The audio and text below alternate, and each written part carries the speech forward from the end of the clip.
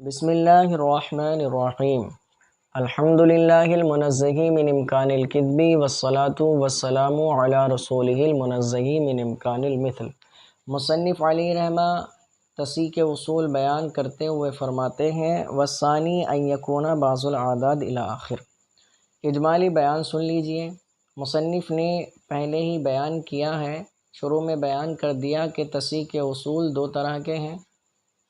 کچھ ایسے ہیں جو سہام اور رؤوس کے درمیان جاری ہوتے ہیں، کچھ ایسے ہیں جو رؤوس اور رؤوس کے درمیان جاری ہوتے ہیں۔ جو سہام اور رؤوس کے درمیان جاری ہوتے ہیں وہ 3 اصول ہیں، ان کو ما قبل میں بیان کر دیا، اور جو رؤوس اور رؤوس کے درمیان جاری ہوتے ہیں وہ 4 ہیں، ان میں سے ایک کو بیان کیا جا چکا ہے، آج دوسرے کو انشاءاللہ تعالی بیان کریں گے۔ تو ہم ترتیب سے لے کر چل رہے ہیں، تو رؤوس اور رؤوس کے درمیان کا جو پہلا قاعدہ تھا اس کو ہم نے چوتھا شمار کیا، اور جو دوسرا قاعدہ ہے اس کو ہم 5واں شمار کرتے ہوئے اس کو بیان کریں گے۔ اب پہلے قاعدے پر رؤوس اور رؤوس کے درمیان جو 4 قاعدے ہیں، جو 4 قاعدے جاری ہوتے ہیں، ان میں پہلے قاعدے پر نظر دوڑائیں پھر سے، تاکہ دوسرے قاعدے کو سمجھنا آسان ہو جائے۔ تو اس میں معاملہ کیا تھا کہ جب کسر واقع ہو 2 یا 2 سے زیادہ جماعتوں پر، رؤوس اور رؤوس کے درمیان کا پہلا قاعدہ، اور ترتیب کے اعتبار سے چوتھا قاعدہ کہ کسر واقع ہو 2 یا 2 سے زیادہ جماعتوں پر، لیکن وہ جو جماعتیں ہیں وارثین کی، ان کے جو عدد رؤوس ہیں ان میں تماثل کی نسبت ہو، تو جس عدد سے چاہیں اصل مسئلہ کو ضرب دے کر آپ تصحیح کر سکتے ہیں۔ یہ تھا رؤوس اور رؤوس کے درمیان کا پہلا قاعدہ، اور ترتیب کے اعتبار سے چوتھا قاعدہ۔ اب رؤوس اور رؤوس کے درمیان کا دوسرا قاعدہ اور ترتیب کے اعتبار سے 5ویں قاعدے کو بیان کرتے ہیں کہ یہاں پر بھی یہ یاد رکھیں کہ دوسرے قاعدے میں بھی جو رؤوس اور رؤوس کے درمیان ہے اس میں بھی 2 یا 2 سے زیادہ جماعتوں پر کسر واقع ہو، 2 یا 2 سے زیادہ جماعتوں پر کسر واقع ہو، لیکن یہاں دوسرے قاعدے میں عدد رؤوس کے درمیان تماثل کی نسبت نہ ہو کر بعض کی بعض کے ساتھ تداخل کی نسبت ہو۔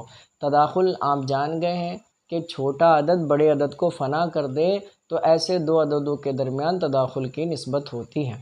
تو اب دوسرے قاعدے میں کیا ہے کہ کسر تو واقع ہو رہا ہے 2 یا 2 سے زیادہ جماعتوں پر، لیکن عدد رؤوس کے درمیان تداخل کی بعض کے ساتھ تداخل کی نسبت ہے۔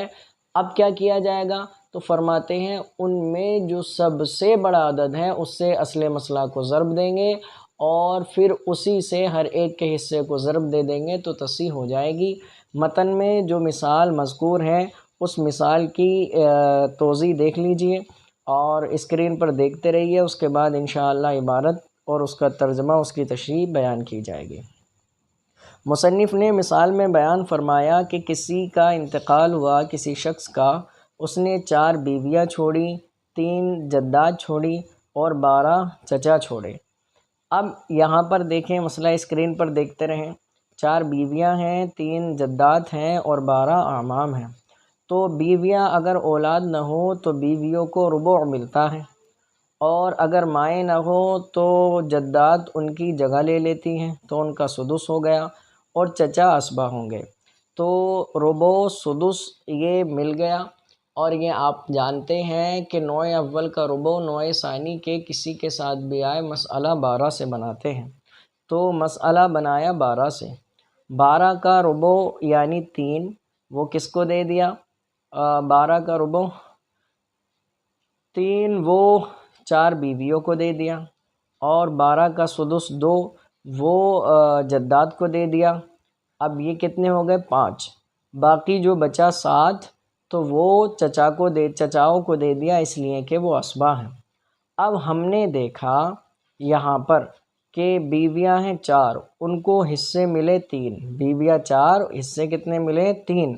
تو 4 اور 3 کے درمیان ہم نے نسبت دیکھی، یہ لکھا ہوا ہے بریکٹ میں نے اس لیے اس کی نشاندہی کر دی ہے۔ 3 اور 4 کے درمیان یہ متباینان ہو گئے، تباین کی نسبت تھی۔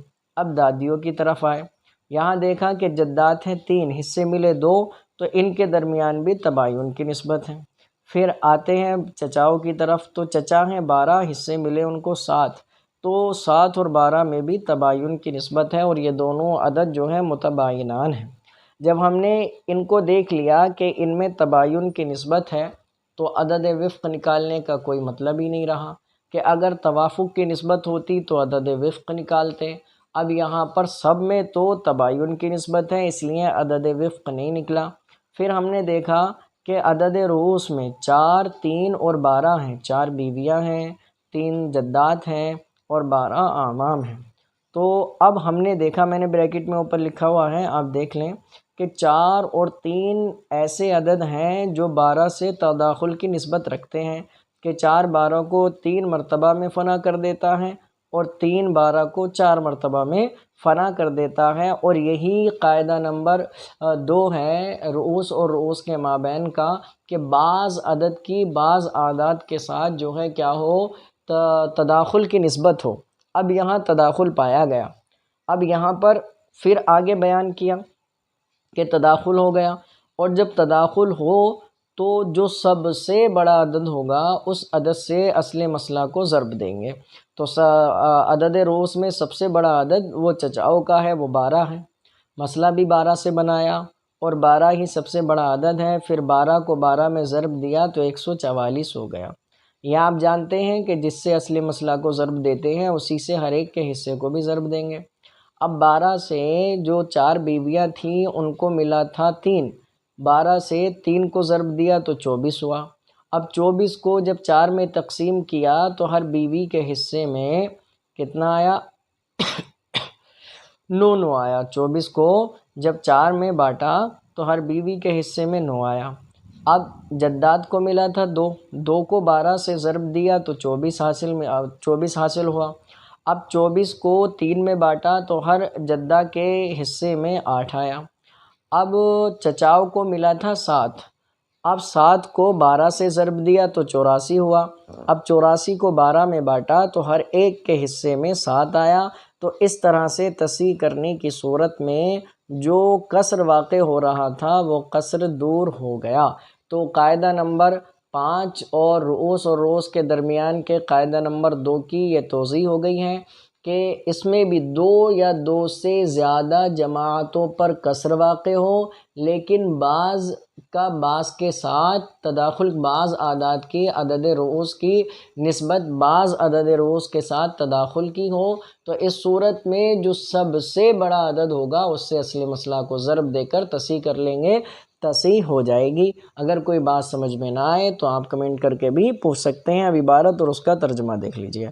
فرماتے ہیں وَالثَّانِي أَن يَكُونَ بَعْضُ الْأَعْدَادِ مُتَدَاخِلًا، اور دوسرا قاعدہ رؤوس اور رؤوس کے درمیان کا، اور پانچواں قاعدہ بالترتیب أن يكون بعض الأعداد کے بعض اعداد ہوں، کیا ہو؟ متداخلاً فی البعض، بعض میں متداخل یعنی تداخل کی نسبت رکھتے ہوں۔